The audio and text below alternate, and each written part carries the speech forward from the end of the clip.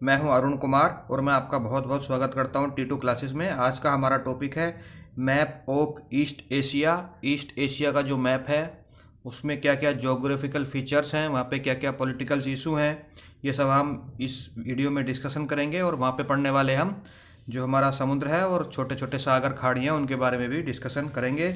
इस वीडियो में हम मुख्यतः डिस्कशन करेंगे China, Mongolia, north Korea, south Korea, Taiwan और जापान के बारे में। तो चलिए शुरू करते हैं मैप ऑफ ईस्ट एशिया। तो देखिए मैप में जो आपको ये दिखाई दे रहा है ये ईस्ट एशिया है। ईस्ट एशिया में 6 देश आते हैं। कौन कौन से 6 देश आते हैं? Mongolia, China, north Korea, south Korea, Taiwan और जापान। यहाँ पे कुछ ऑटोनोमस रीजन भी आते हैं जिनके बारे में हम डिस्कशन करेंगे, जैसे कि हांगकांग, मकाऊ और तिब्बत। तो देखिए जैसे मैंने आपको बताया ईस्ट एशिया में 6 देश आते हैं, China, Japan, south Korea, north Korea जो कि पहले एक ही देश हुआ करता था जिसे हम कहते हैं संयुक्त रूप से कोरियन पेनिनसुला, ताइवान और मंगोलिया। इनमें से जापान और ताइवान दोनों जो देश हैं वो किसी भी देश के साथ सीमा साझा नहीं करते हैं। ये दोनों एक आइलैंडिक कंट्री हैं। ठीक है। चाइना के अंदर कुछ ऑटोनोमस रीजन भी हैं जैसे तिब्बत, हांगकांग और मकाओ। ये जगह जो है अपने आप को एक अलग राष्ट्र मानती हैं, लेकिन चाइना इनको अपना हिस्सा ही मानता है। स्पेशली हांगकांग और मकाओ में तो जाने के लिए आपको अलग से अपना वीज़ा भी लेना पड़ेगा। तो हांगकांग और मकाओ अपने आप को ऑटोनोमस रीजन मानते हैं, लेकिन दुनिया का कोई और देश ने इनको मान्यता नहीं दी है और चाइना भी इनको अलग देश नहीं मानता है। तो याद रखिएगा हांगकांग, मकाओ और तिब्बत चाइना का ऑटोनोमस रीजन है। जैसे मैंने आपको बताया कौन कौन से देश पढ़ेंगे। मंगोलिया कैपिटल है उलन बतूर। याद रखिएगा मंगोलिया कैपिटल है उलन बतौर। ये जो है एशिया में सबसे ठंडी और दुनिया की सबसे ठंडी, एशिया की भी सबसे ठंडी और दुनिया की भी सबसे ठंडी राजधानी है उलन बतौर। कोई आपसे क्वेश्चन पूछेगा दुनिया की सबसे ठंडी राजधानी बताएं, तो आप यूरोप या फिर नॉर्थ अमेरिका कॉन्टिनेंट में कनाडा की कैपिटल में जा सकते हैं, या नॉर्वे, स्वीडन, फिनलैंड की कैपिटल में जा सकते हैं, लेकिन दुनिया की सबसे ठंडी कैपिटल जो है उलन बतौर ही है। दूसरा देश है चाइना जिसकी कैपिटल है बीजिंग। उसके बाद है हमारा नॉर्थ कोरिया, कैपिटल है प्योंगयांग। साउथ कोरिया कैपिटल है सियोल। यह है ताइवान जिसकी कैपिटल है ताइपी। और जापान जिसकी कैपिटल है टोक्यो, जो कि दुनिया का सबसे बड़ा शहर भी है। ठीक है। ये ताइवान और जापान दोनों आइलैंड हैं, दोनों आइलैंडिक कंट्री हैं। जापान तो एक तरह से आर्कीपेलागो है, यानी ग्रुप ऑफ आइलैंड से बना हुआ है Japan. It is a archipelago. Water bodies की बात करें तो यहाँ पे जो इंपॉर्टेंट वाटर बॉडीज आती हैं मेनली यहाँ पे नॉर्थ पैसिफिक ओशियन ही आएगा। ये जो ओशियन है ये पूरा पैसिफिक ओशियन है। ये वाला जो आपको दिख रहा है ये पूरे का पूरा पैसिफिक ओशियन है। इस पैसिफिक ओशियन का ये उत्तरी वाला हिस्सा है, तो इसलिए हम इसको नॉर्थ पैसिफिक ओशियन बोल रहे हैं। इस नॉर्थ पैसिफिक ओशियन में देखिए यहाँ पे आपको मिलेगा साउथ चाइना सी। ये आपको साउथ चाइना सी दिख रहा होगा। यहाँ पे चाइना के एकदम साउथ में है साउथ चाइना सी। ठीक है। ये वाला है साउथ चाइना सी। अभी हम साउथ चाइना सी की बात कर रहे हैं। ये साउथ चाइना सी, इसके अंदर एक गल्फ आती है, गल्फ ऑफ टोकिन। मैं आपको दिखा देता हूँ मैप में। ये जो खाड़ी आपको दिख रही है ये इधर देश है वियतनाम। ये वियतनाम है, ऊपर चाइना है और ये एक आइलैंड है, ये हिनाम आइलैंड है। किसका? चाइना का हिनाम आइलैंड। तो हिनान आइलैंड, चाइना प्लस ये जो हमारा वियतनाम देश है, इनके बीच में जो आपको खाड़ी दिखाई दे रही है इसको कहते हैं टोकिन की खाड़ी। याद रखिएगा एग्जाम में आती रहती है, गल्फ ऑफ टोकिन। उसके बाद हम बात करेंगे ईस्ट चाइना सी। साउथ चाइना के ऊपर की तरफ हम जाएंगे तो ये यहाँ पे मिलेगा हमें ईस्ट चाइना सी। ये इस सी का नाम है ईस्ट चाइना सी। ईस्ट चाइना सी, ठीक है। ये वाला सी है ईस्ट चाइना सी। इस ईस्ट चाइना सी के और नॉर्थ में आपको यहाँ पे दिखाई दे रहा है येलो सी। यह है येलो सी। इसको येलो क्यों कहते हैं? क्योंकि इसका रंग पानी का रंग हो गया चॉकलेटी कलर का, पीला। क्योंकि जो इसमें आके हुआंग हो नदी मिलती है, जिसे हम चीन का शोक भी कहते हैं, वो बहुत सारा सिल्ट, रेत अपने साथ बहा के लाती है, जिसके कारण समुद्र का रंग पीला हो गया है, इसलिए इसको येलो सी कहते हैं। यहाँ पे आपको येलो सी दिखाई दे रहा है। और जापान और कोरिया के बीच में जो सागर दिखाई दे रहा है इसका नाम है sea of Japan. Sea of Japan देख लीजिए आप। देखिए ईस्ट चाइना सी मैंने आपको मैप में दिखाया, ये ईस्ट चाइना सी है। कहाँ पे है ये? ताइवान के ऊपर, जापान के नीचे, कोरिया के नीचे वाला जो बीच में वाला जो क्षेत्र है, यानी ताइवान के नॉर्थ में और जापान के साउथ में और चाइना के ईस्ट में जो सागर है ये है ईस्ट चाइना सी। उसके बाद येलो सी और जापान सी, इसको हम अलग से डिटेल में देखेंगे। देखिए ये सी ऑफ जापान है, ये आपको दिखाई दे रहा है सी ऑफ जापान। ये कहाँ पे? ये ऊपर रसिया है। अब अपनी एटलस या मैप में ग्लोब में देखिए, यह है रसिया। रशिया का एक बहुत ही फेमस बंदरगाह है व्लादिवोस्तोक, जहाँ तक ईस्ट साइबेरियन रेलवे का आखिरी छोर है इस तरफ वाला व्लादिवोस्तोक। रशिया की बाउंड्री जो है वो नॉर्थ कोरिया के साथ टच होती है। यहाँ पे एक ब्रिज भी बना हुआ है जिस ब्रिज को हम कहते हैं फ्रेंडशिप ब्रिज। ये क्वेश्चन एग्जाम में बहुत बार आता है कि नॉर्थ कोरिया की बाउंड्री जो है किस किस देश के साथ सीमा साझा करता है। तो अक्सर हम एग्जाम में गलती करते हैं कि नॉर्थ कोरिया है तो चाइना और साउथ कोरिया पे टिक कर देते हैं, लेकिन नॉर्थ कोरिया रशिया के साथ भी सीमा साझा करता है और यहाँ पे एक ब्रिज भी बना है जिसे हम फ्रेंडशिप ब्रिज कहते हैं। हम बात करते हैं सी ऑफ जापान की। तो देखिए ये है सी ऑफ जापान। जापान के उत्तर में रशिया और कोरिया के दक्षिण पूर्व में जो सागर है इसे कहते हैं हम सी ऑफ जापान।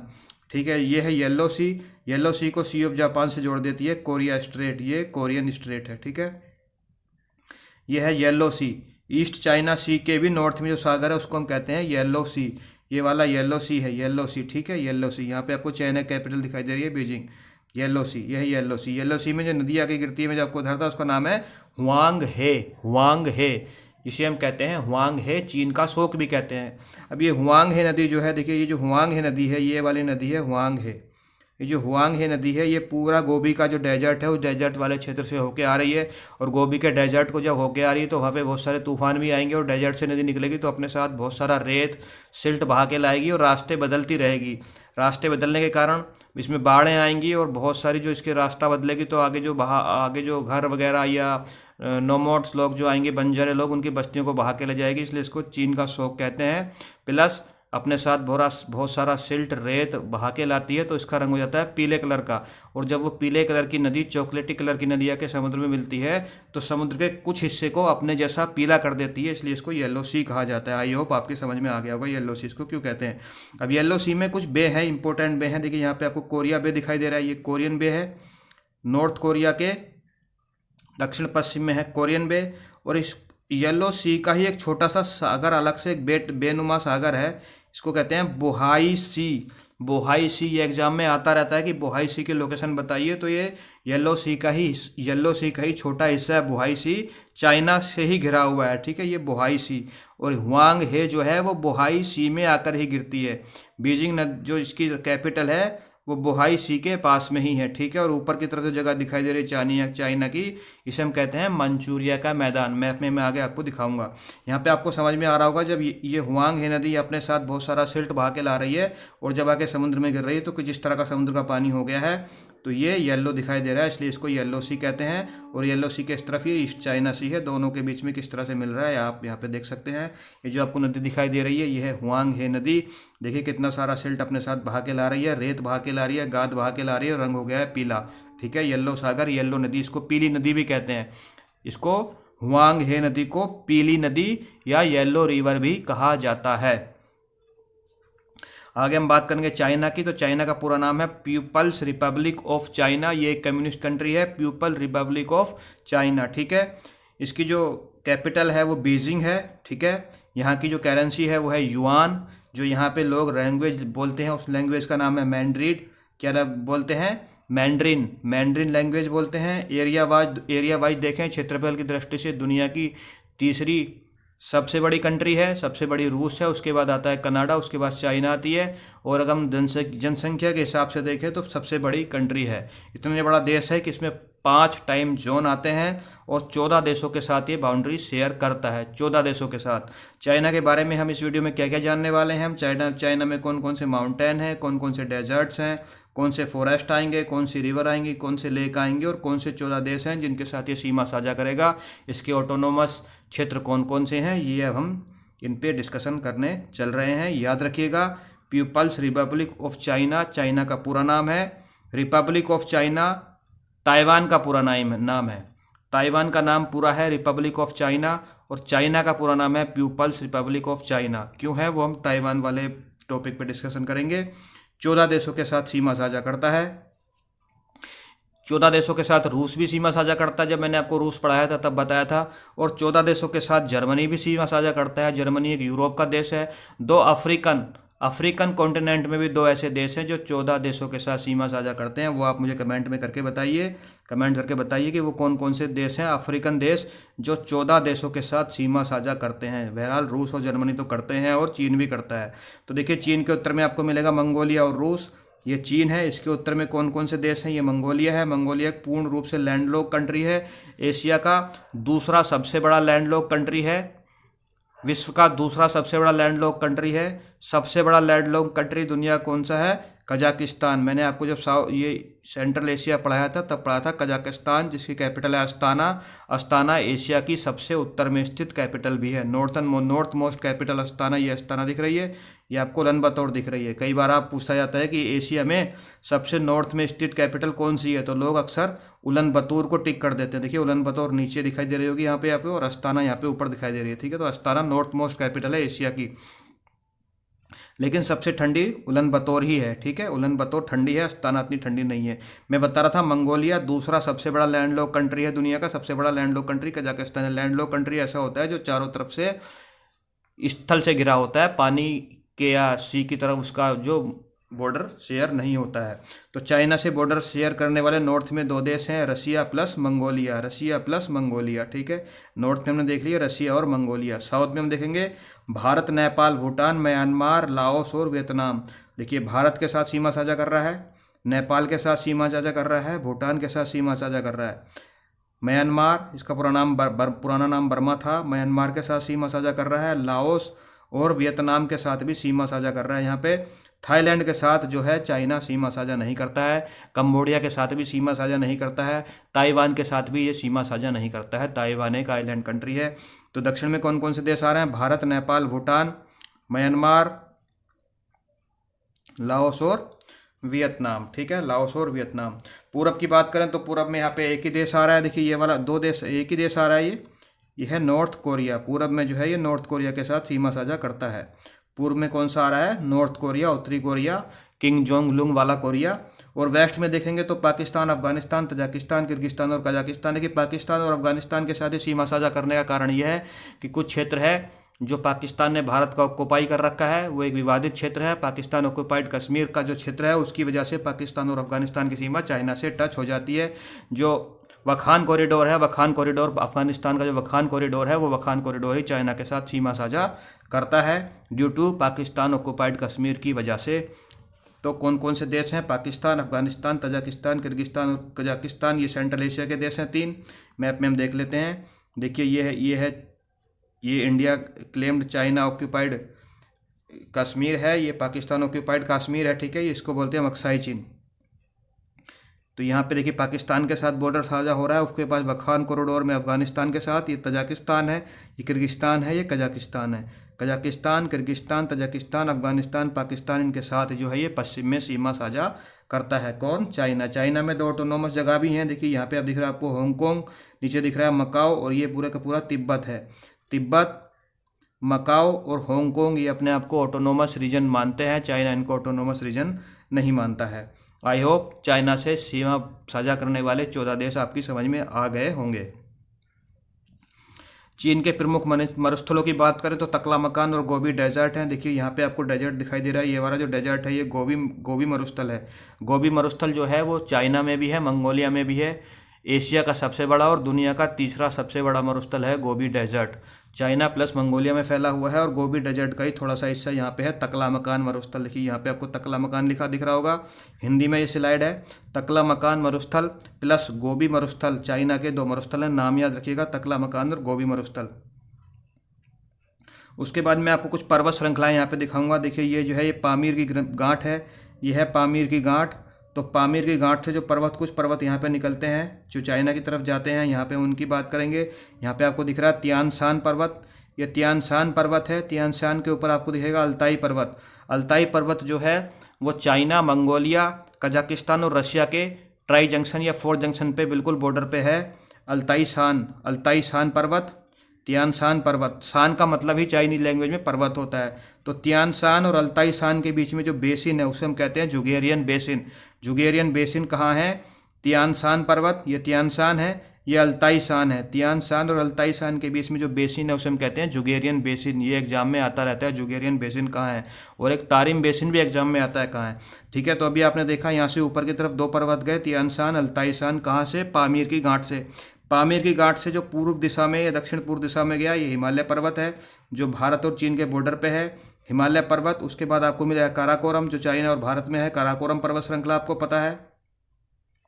काराकोरम का और एक्सटेंशन नाम है कुल्लुन शान, अल्तुन शान। शान का मतलब ही पर्वत होता है। कुल्लुन-शान, अल्तुन-शान, नान-शान, आला-शान। ठीक है, ये क्रम से आप याद रखिएगा। काराकोरम, कुल्लुन-शान, अल्तुन-शान, नान-शान, आला-शान। ठीक है, आला-शान, और यहाँ पे जाके दियांग-शांग भी है, दियांग-शान, शिनलिंग-शान। मेन यहाँ पे जो है वो कुल्लुन-शान, अल्तुन-शान, नान-शान है, लेकिन ये पर्वतों की सीरीज है तो आपको याद रखनी है कौन कौन सा इस सीरीज में आ रहा है। काराकोरम, कुल्लुन-शान, अल्तुन-शान, नान-शान, आला-शान, शिनलिंग-शान और दियांग-शान, ये पर्वतों की एक श्रृंखला है। यहाँ पे जो तियान-शान और कुल्लुन-शान है, तियान-शान और कुल्लुन-शान के बीच में जो बेसिन है वहीं पे है तकला-मकान का डेजर्ट, और उस बेसिन को कहते हैं हम तारिम बेसिन। और उसी बेसिन में एक नदी भी बहती है, तारिम नदी, जो इसी डेजर्ट में, तकला-मकान डेजर्ट में ही निकलती है और इसी में विलुप्त भी हो जाती है, किसी सागर में जाके नहीं गिरती है। यहाँ पे एक तारिम नदी है, तो आपको तारिम बेसिन और जुगेरियन बेसिन याद रखना है कहाँ पे है। अल्ताई शान और तियान शान के बीच में जुगेरियन बेसिन है, तियान शान और कुल्लुन शान के बीच में तारिम बेसिन है।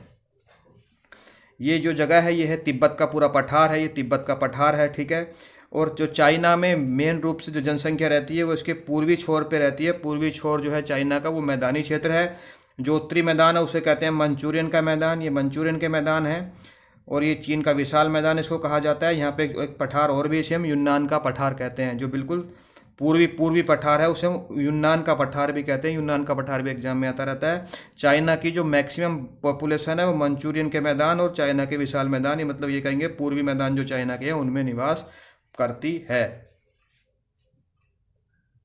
तो हमने जिन पर्वतों की बात करी है, तियानशान, कुल्लुनशान, अल्ताई माउंटेन, हिमालय पर्वत, आलुनशान, काराकोरम, तिब्बत का पठार और माउंट एवरेस्ट। माउंट एवरेस्ट जो है वो चाइना और नेपाल के बॉर्डर पे स्थित है, और चाइना की सबसे ऊंची पर्वत चोटी भी माउंट एवरेस्ट ही मानी जाएगी, क्योंकि वो दोनों ही देशों में है, चाइना प्लस नेपाल में। यहाँ पे एक शहर है, इसका संघई शहर है। यहाँ पे देखिए, ये बीजिंग तो इसकी कैपिटल है, ये बीजिंग कैपिटल है। उसका संघई शहर मैं आपको दूसरे मैप में दिखाऊंगा। ये संघई शहर आपको दिखाई दे रहा है, संघई। जो संघई है चाइना का एक बहुत इंपॉर्टेंट शहर है, बंदरगाह है, बिल्कुल समुद्र किनारे पर स्थित है संघई। तो संघई के बारे में कुछ फैक्ट हैं जो एग्जाम में आते रहते हैं। संघई जो है चीन का सबसे बड़ा शहर है। संघई कैपिटल बीजिंग है, लेकिन चीन का सबसे बड़ा शहर संघई है। विश्व का तीसरा सबसे बड़ा नगर है। और अगर हम गैर राजधानी की बात करें, कोई ऐसा शहर जो कैपिटल नहीं है, तो फिर सबसे बड़ा गैर राजधानी नगर भी संघई ही है। वैसे सबसे बड़ा दुनिया का नगर टोक्यो है, जो कि कहाँ की राजधानी है, जापान की राजधानी है। वो भी हम इसी वीडियो में देखेंगे जापान के बारे में। विश्व का सबसे बड़ा गैर राजधानी नगर है संघई, और संघई को चीन का मैनचेस्टर कहा जाता है। ये एक इंडस्ट्रियल नगर है, औद्योगिक शहर है ये, उसको कहा जाता है चीन का मैनचेस्टर। और ये यांगत्सी नदी के किनारे बसा हुआ है, यांगसी नदी। यांगसी नदी क्या है, हम चीन की नदियों के बारे में बात कर लेते हैं। तो चीन की सबसे लंबी नदी है यांगत्सी नदी, वो विश्व की तीसरी सबसे लंबी नदी है एशिया, और चीन की सबसे लंबी नदी है यांगत्सी नदी। 6380 किलोमीटर लंबी नदी है यांगत्सी। अब मेरे साथ मैप में देखिए, ये है यांगत्सी नदी, ये यांगत्सी नदी है। वुहान जो आपने नाम सुना होगा, वुहान जहाँ से कोरोना वायरस चला, बताया गया कि कोरोना वायरस वहाँ से चला है, तो वुहान भी जो है वो यांगत्सी नदी के किनारे ही बसा हुआ है। प्लस संघई भी जो है वो यांगत्सी नदी के मुहाने पे बसा हुआ है। ये चीन की और एशिया की सबसे लंबी नदी है यांगत्सी नदी, ये आपको दिखाई दे रही है यांगत्सी। उसके बाद है हमारी पीली नदी या हुआंग हो, जो मैंने आपको इस वीडियो के शुरू में बताया था। पीली नदी, इसे चीन का शोक भी कहा जाता है। चीनी सभ्यता का पालना भी इसी नदी को कहा जाता है, क्योंकि चीनी सभ्यता की जो चीनी सभ्यता का विकास हुआ है वो इसी नदी के बेसिन में, इसी नदी के किनारे पे बसी है चीनी सभ्यता। तो हुआंग हो या पीली नदी को चीन का शोक या चीनी सभ्यता का पालना भी कहा जाता है। ये चॉकलेट येलो रंग की नदी है, इसमें बहुत ज़्यादा मात्रा में सिल्ट पाई जाती है। ये कहाँ से देखिए, हम मैप में देख लेते हैं। ये है येलो रिवर, ये जो येलो रिवर आपको दिख रही है ये येलो रिवर है ये। और ये वाली जो जगह है ये है गोबी का डेजर्ट। तो येलो रिवर जो है पूरे गोबी के डेजर्ट में बहती है, और जब गोबी के डेजर्ट में ये उत्तर की तरफ से हवाएं आती हैं तो अपने साथ रेत को उड़ा के लाती हैं, और इसके बेसिन में नदी के साथ, नदी के रास्ते में उस रेत को डाल देती है, और नदी उस रेत को अपने साथ बहा के ले जाती है, और रेत को काटती भी रहती है, रास्ता भी बदलती रहती है। इन्हीं कुछ कारणों से इसको चीन का शोक और पीली नदी कहते हैं, क्योंकि इसके अंदर सिल्ट ज़्यादा है। ये कौन सी नदी है, पीली नदी है, हुआंगो नदी। कहाँ जाके गिर रही है, पीला सागर में जाके गिर रही है। ठीक है, येलो सी में, येलो सी में जाके गिर जाती है हुआंगहो नदी। साल्विन नदी, साल्विन नदी देख लीजिए, साल्विन नदी जो है वो म्यांमार में निकल के जाती है, ये साल्विन नदी है, साउथ ईस्ट एशिया में चली जाएगी, म्यांमार से होती हुई जाके बंगाल की खाड़ी में गिर जाएगी, ये है साल्विन। नीचे वाली जो है ये साल्विन नदी है, ठीक है, साल्विन नदी है। उसके बाद यहाँ मिकोंग नदी मिलेगी, गंगा मिकोंग परियोजना आपने सुना होगा, मिकोंग एक बहुत इंपॉर्टेंट नदी है, ये मिकोंग नदी है, ये पूरे साउथ ईस्ट एशिया के देशों से बहती है और साउथ चाइना सी में जाके गिर जाती है। कहाँ पे जाके गिर जाती है? वियतनाम, थाईलैंड, लाओस से होती हुई बहती हुई जाती है और जाके साउथ चाइना सी में गिर जाती है। ये है हमारी, ये मेकोंग नदी है, ये मेकोंग नदी है, ठीक है, मेकोंग नदी। जब मैंने आपको साउथ ईस्ट एशिया पढ़ाया था तो उसमें मेकोंग नदी के बारे में बहुत डिटेल से और साल्विन के बारे में बहुत डिटेल से बताया था।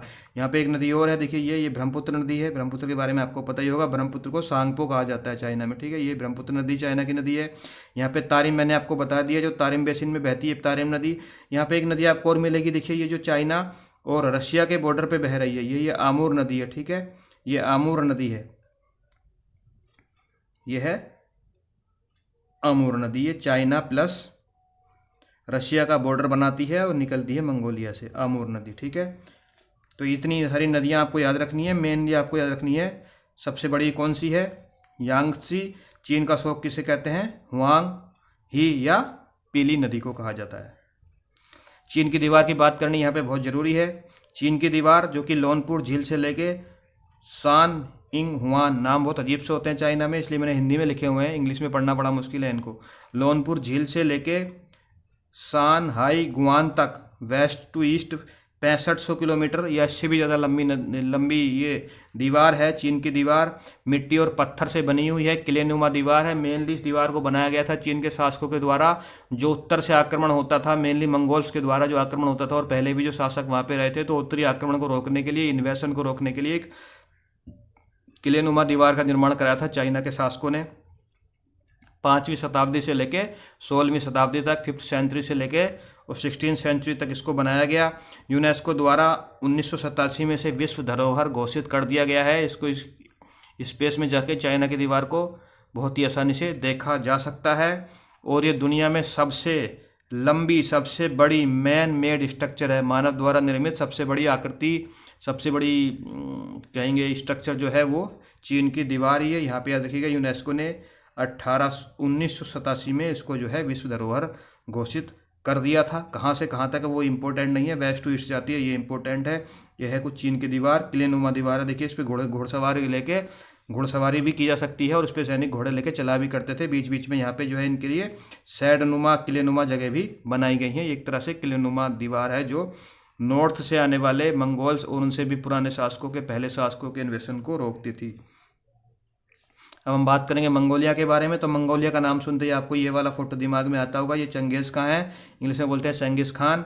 तो चंगेज़ खां जो है ये मिंग डायनेस्टी, जो मंगोल डायनेस्टी है वो इन्होंने ही बनाई थी। चंगेज़ खां ने बहुत ही क्रूर शासक थे, क्रूर आक्रमण थे, बहुत ही बड़ा क्षेत्र इन्होंने कर लिया था। तो ये वही है चंगेज़ खां और इन्हीं की है ये मंगोलिया।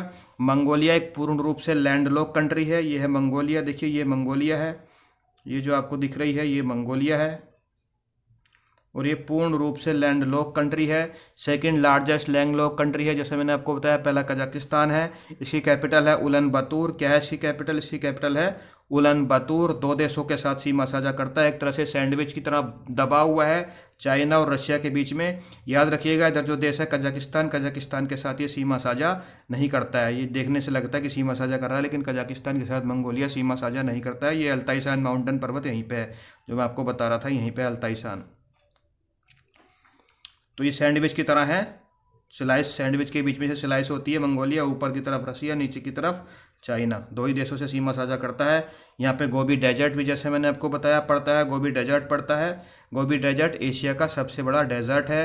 यहाँ पे नोमैड्स पॉपुलेशन, बंजारे लोग ज़्यादा निवास करते हैं। मतलब बंजारे मतलब एक जगह पर कुछ दिन रहते हैं, फिर अपना सारा सामान लेके दूसरी जगह जाके रहने लगते हैं, उन्हें कहते हैं nomads population. Coldest capital in the world, जो उलन बतूर मैंने आपको बताया, दुनिया की सबसे ठंडी कैपिटल है। एवरेज टेम्परेचर जो है वो -1.3 डिग्री सेंटीग्रेड है। और north most capital of the Asia Ulan Bator नहीं है, वो अस्ताना है, जो कि कजाकिस्तान की कैपिटल है। ये मैं आपसे डिस्कशन कर चुका हूँ। ये मंगोलिया मैप में आपको दिखाई दे रहा है। उसके बाद हम बात करेंगे साउथ कोरिया और नॉर्थ कोरिया दोनों के एक साथ ही बात करेंगे। तो देखिए ये दो देश आपको यहाँ पे दिखाई दे रहे हैं, ये है साउथ कोरिया, नॉर्थ कोरिया। ये दोनों देशों के तीन तरफ पानी है और एक तरफ है रसिया और चाइना, तो इसको हम पेनिनसुला कहेंगे। और इस पूरे पेनिनसुला को कंबाइंड रूप से कहा जाता है कोरियन पेनिनसुला। कोरियन पेनिनसुला में दो देश आते हैं, साउथ कोरिया और नॉर्थ कोरिया। पहले ये साउथ कोरिया और नॉर्थ कोरिया दोनों एक ही देश हुआ करते थे। साउथ कोरिया नॉर्थ कोरिया पे जापान की कॉलोनी हुआ करती थी, लेकिन वर्ल्ड वार 2 के बाद जो क्या हुआ कि जब जापान वर्ल्ड वार 2 में हार गया तो जापानीज कॉलोनी वहाँ से ख़त्म हो गई। आधे कोरिया पे जो दक्षिण वाला कोरिया था उस पे जो है यूएसए का आधिपत्य हो गया। यूएसए ने उसको अपने अधिग्रहण में ले लिया और यूएसए की जो सोच है, विचारधारा है, वो है कैपिटलिज्म, पूंजीवादी विचारधारा के लोग वहाँ पे आए। कहाँ पे? यूएसए के साउथ वाले, जो कोरिया का साउथ वाला हिस्सा था। कोरिया का जो नॉर्थ वाला हिस्सा था वहाँ पे यूएसएसआर का इन्फ्लुएंस बढ़ गया। यूएसएसआर का इन्फ्लुएंस बढ़ा तो यूएसएसआर कौन सी विचारधारा वाला देश है? वो एक कम्युनिस्ट कंट्री है। तो वही आज की तारीख में हम भी देखते हैं कि जब साउथ कोरिया नॉर्थ कोरिया दोनों देश अलग अलग हो गए, बाद में जब यूएसएसआर और यूएसए ने डिसाइड करा कि इसको अलग देश बना देते हैं, इनको खाली कर देते हैं, तो वो जो अपनी अपनी विचारधारा के हिसाब से साउथ कोरिया और नॉर्थ कोरिया अलग हो गए। एक देश बना कैपिटलिज्म इन्फ्लुएंस वाला, कैपिटल विचारधारा वाला देश बना, और साउथ कोरिया आज की तारीख में बहुत ही बड़ा एक कैपिटलिज्म कंट्री है। दूसरा नॉर्थ कोरिया जो एक कम्युनिस्ट कंट्री है, यहाँ पे एक तानाशाह भी रहता है, यहाँ पे तानाशाही चलती है। ये फोटो किंग जोंग उन आपने जरूर न्यूज़ में देखा ही होगा, सुना ही होगा, तो इसी के बारे में बात कर लेते हैं। साउथ कोरिया नॉर्थ कोरिया दो देश कैसे बने मैंने आपको बता दिया। सेकेंड वर्ल्ड वार के बाद साउथ कोरिया और नॉर्थ कोरिया का जो बॉर्डर है वो 38 डिग्री पैरेलल है। देखिए यहाँ पे 30 डिग्री पैरेलल से मतलब ये हमारा लैटिट्यूड से, यहाँ से जो लैटिट्यूड जाता है ये 38 डिग्री पैरेलल लैटिट्यूड जाता है, ठीक है। 30 ये आपको 45 डिग्री ऊपर दिखाई दे रहा है, ये 30 डिग्री दिखाई दे रहा है, और जो बीच में यहाँ पे जाएगा, ये जो यहाँ पे जाएगा ये है 38 डिग्री पैरेलल। 38 डिग्री पैरेलल ही वो लाइन है, 38 डिग्री नॉर्थ लैटिट्यूड उत्तरी अक्षांश 38 डिग्री ही वो लाइन है जो नॉर्थ कोरिया को साउथ कोरिया से अलग कर देती है। तो ये याद रखिएगा कि नॉर्थ कोरिया को साउथ कोरिया से अलग करने वाली जो लाइन है उसका एग्जाम में कई बार पूछा गया है, 38 डिग्री पैरेलल। नॉर्थ कोरिया की कैपिटल जो है वो प्योंगयांग है, साउथ कोरिया की कैपिटल जो है वो सियोल है। साउथ कोरिया एक बहुत बड़ा पूंजीवादी देश है, नॉर्थ कोरिया एक कैपिटलिज्म कंट्री नहीं है, रशियन इन्फ्लुएंस था यहाँ पे। तो ये क्या है? ये कम्युनिस्ट वाला देश है, ये आप याद रखिएगा, कम्युनिस्ट और कैपिटलिज्म, एक ये पूंजीवादी और कम्युनिज्म वाली जो व्यवस्था है, ये आप आई होप आपको इतिहास में मैंने पढ़ाई है। कैपिटल मैंने आपको बताया साउथ कोरिया की सियोल है और नॉर्थ कोरिया की प्योंगयांग है, प्योंगयांग। करेंसी दोनों की वोन है, WON वोन। साउथ कोरिया की है तो साउथ कोरियन वोन बोलेंगे, नॉर्थ कोरिया की है तो नॉर्थ कोरियन वोन बोलेंगे, ठीक है, नॉर्थ कोरियन वोन बोलेंगे। बॉर्डर की बात करें तो साउथ कोरिया जो है वो केवल नॉर्थ कोरिया के साथ बॉर्डर साझा करता है। देखिए साउथ कोरिया है ये केवल नॉर्थ कोरिया के साथ बॉर्डर साझा करता है, लेकिन जो नॉर्थ कोरिया है वो चाइना, रशिया और साउथ कोरिया तीन देशों के साथ बॉर्डर साझा करेगा, चाइना, रशिया और साउथ कोरिया। यहाँ पे एक बहुत छोटा सा बाउंड्री लगती है रशिया के साथ भी, जहाँ पे फ्रेंडशिप ब्रिज भी बनाया गया है। ये तो मैंने आपको बता ही दिया। किम जोंग लुंग यहाँ के तानाशाह हैं, कहाँ के? नॉर्थ कोरिया के। साउथ कोरिया में एक स्ट्रेट है जो साउथ कोरिया और जापान के बीच में है, उसको बोलते हैं कोरियन स्ट्रेट, ठीक है। मैं मैप में आपको दिखा देता हूँ। ये जो यहाँ पे एक स्ट्रेट है इसको हम बोलते हैं कोरियन स्ट्रेट। कोरियन स्ट्रेट है जो किसको, किस सागर को किस सागर से जोड़ रही है? देखिए इधर है ईस्ट चाइना सी है और ये सी ऑफ जापान है, तो ईस्ट चाइना सी को सी ऑफ जापान से, येलो सी को सी ऑफ जापान से जोड़ देती है। कोरियन स्ट्रेट साउथ कोरिया और जापान के बीच में है, याद रखिएगा, एग्जाम में आती रहती है। उसके बाद हम बात करेंगे ताइवान की। ताइवान का पूरा नाम क्या है? Republic of China. अब रिपब्लिक ऑफ चाइना सुनते ही कान खड़े हो जाते हैं। देखिए जब चाइना में दो तरह की जो हमारी मेन पार्टियां थीं, एक कम्युनिज्म विचारधारा वाले थे और दूसरे नेशनलिज्म विचारधारा वाले थे। धीरे धीरे जो कम्युनिस्ट पार्टी था उसका जो वहाँ पे जो असर था वो बढ़ता चला गया और चाइना में पूरा कम्युनिस्ट पार्टी ने अपना अंडर चाइना को ले लिया, और जो नेशनलिज्म विचारधारा वाले नेशनलिस्ट पार्टी जो था वो कोरिया, ये ताइवान में आके रहने लगे। तो ताइवान जो बोलता है, ताइवान के लोग बोलते हैं कि जो पूरा चाइना है वो हमारा ही है, और इसी तरह से चाइना वाले बोलते हैं कि पूरा ताइवान जो है वो हमारा ही है। तो एक दूसरे की कंट्री को क्लेम करते रहते हैं, इसलिए ताइवान जो है वो रिपब्लिक ऑफ चाइना उसका नाम है, और चाइना का नाम क्या है, people's republic of China. Taiwan republic of China, ROC भी इसको बोला जाता है। ये एक दूसरे को क्लेम करते हैं, ताइवान चाइना को अपना बोलता है, चाइना ताइवान को अपना बोलता है। फिलहाल दोनों ही अलग अलग देश हैं और दोनों के संबंध भी इतने अच्छे नहीं हैं। कैपिटल है ताइपी, ये एक पूरा आइलैंड देश है। करेंसी है new Taiwan dollar. New Taiwan dollar, इन देशों की करेंसी पूछी जाती है, न्यू ताइवान डॉलर। यहाँ पे जो हाईएस्ट पीक मिलेगा ताइवान में, ये एग्जाम में आता रहता है, उसका नाम है यूसान। देखिए मैं अभी तक आपको कहीं हाईएस्ट पीक नहीं बताया, लेकिन ये एग्जाम में आता है, इसलिए मैंने आपको बताया। जापान का और ताइवान का, दोनों ही आइलैंड्स का हाईएस्ट पीक पूछा जाता है। जापान का मैं जापान वाले में बताऊंगा, यहाँ पे ताइवान वाला याद रखिए, युसहान, युसहान, युसहान ताइवान का सबसे ऊंचा पर्वत है। ताइवान में आपको मेनली इसकी कैपिटल याद रखनी है ताइपी, और याद रखने हैं दो मेन स्ट्रेट, एक ताइवान स्ट्रेट और दूसरा लुजोन स्ट्रेट। देखिए ये ताइवान है, ये आपको ताइवान दिख रहा है, ऊपर है पूर्वी चीन सागर, ईस्ट चाइना सी, नीचे क्या है, नीचे है साउथ चाइना सी।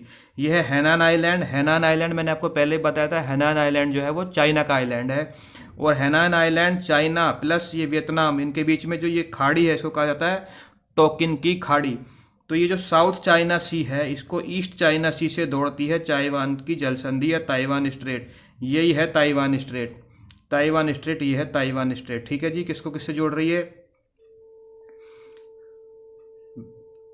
साउथ चाइना सी को ईस्ट चाइना सी से जोड़ती है, चाइना और ताइवान के बीच में है। यही बात यहाँ पे लिखी है, ताइवान स्ट्रेट साउथ चाइना सी को ईस्ट चाइना सी से जोड़ती है, ताइवान और चाइना के बीच में। सिंपल सी बात है। एक यहाँ पे लुजोन स्ट्रेट है, ये मैं आपको साउथ ईस्ट एशिया में पढ़ा चुका हूँ। लुजोन स्ट्रेट, देखिए ये देश है फिलीपींस, फिलीपींस है ये देश। यहाँ पे जो स्ट्रेट है ये वाली, ठीक है। अब ये जो देश है ये फिलीपींस है, ठीक है। ये जो सागर है, वैसे तो ये पैसिफिक सागर है, लेकिन पैसिफिक सागर का ये छोटा वाला हिस्सा है, इसे हम कहते हैं फिलीपाइंस सी। क्या कहेंगे, फिलीपाइंस सी। और इधर जो सागर है, कौन सा सागर है, ये है साउथ चाइना सी। तो साउथ चाइना सी से अगर हमें, साउथ चाइना सी से अगर हमें जाना हो कहाँ, या तो फिलीपींस सी सागर हम बोलें या फिर पैसिफिक ओशन हम बोलें। साउथ चाइना सी से हमें पैसिफिक ओशन जाना है या फिलीपींस सागर जाना है, तो हमें किससे जाना पड़ेगा, हमें लुजोन संधि से जाना, लुजोन वाटर स्टेट से जाना पड़ेगा। इसका नाम लुजोन क्यों पड़ा, देखिए जो फिलीपाइंस द्वीप समूह है, फिलीपाइंस एक आर्कीपेलागो है, उस आर्कीपेलागो का जो सबसे उत्तरी वाला द्वीप है उसका नाम लुजोन है। इस द्वीप का नाम है लुजोन। ये मैं आपको साउथ ईस्ट एशिया में पढ़ा चुका हूँ। इस लुजोन आइलैंड के नाम पर ही इस जल संधि का नाम है लुजोन। लुजोन की जल संधि किसको किससे जोड़ती है, साउथ चाइना सी को फिलीपींस सी से जोड़ती है। फिलीपींस सी नॉर्थ पैसिफिक ओशियन का हिस्सा है। फिलीपींस सी से साउथ चाइना सी को जोड़ती है, ताइवान और फिलीपींस के बीच में है। ये ताइवान है, ये फिलीपींस है, इन दोनों के बीच में है। आई होप आपको ये वीडियो अच्छा लगा होगा। अभी देखिए जापान हमारा बचा हुआ है, जापान के बारे में हम अलग से वीडियो बनाएंगे, वरना ये वीडियो लंबी ज़्यादा हो जाएगी और खिचड़ी सी बन जाएगी। जापान से बहुत सारे क्वेश्चन आते हैं।